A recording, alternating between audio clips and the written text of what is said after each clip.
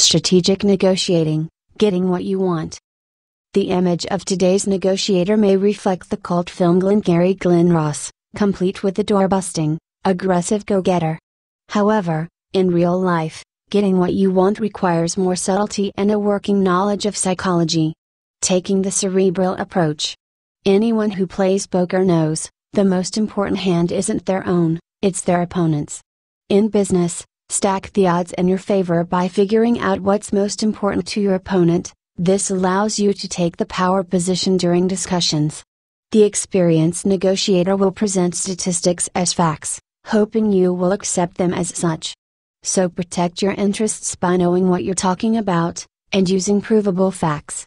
Demonstrate your strong hand by presenting these facts, in an unbiased and professional manner. Negotiating means establishing a high perceived value for your position. Although the facts may not be in question, you need to convince your opposition that your position adds value over and above the norm. Reinforce the fact that your solution would generate higher profits, or your offer includes things that, by virtue of your skills, experience, only your company can provide. Show, don't tell. Anyone who's been to a bazaar knows vendors always set prices that are 3 times the actual cost. Bazaar vendors may not be Harvard Business Review readers, but they're some of the savviest negotiators around, and worth learning from. These vendors know the price should always be set higher so buyers feel like they've won, or reached a favorable compromise. More important, they've also mastered the art of subtlety. They never reveal their final position, or display too much interest in an offer. They know that body language tells and will give away your position, no matter how carefully you've rehearsed your words. Turn the tables. When presented with an offer, remember that you're not required to jump at it. Keep body language in check, and take a cue from both J. Edgar Hoover and basic contract law by proposing a counteroffer. Act confident and turn the tables.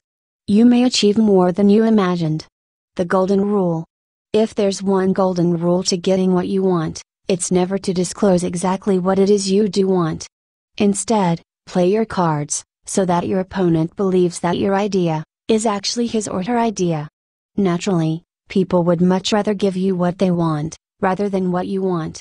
If they believe they are giving you what they want themselves, then you've achieved exactly what you wanted to achieve. No one is the winner. After all is said and done, the art of negotiation is nothing more than trying to convince the other person of the merits of your position. Once that person buys into your argument, he or she is happy with the result. In a negotiation, the last thing you want is for your opponent to leave feeling he or she got a bad deal. That doesn't help your reputation, and will sour further negotiations. You're really looking for a win-win. Thanks for listening. Find more tips and training on our YouTube channel at bettergrouprealestate.com.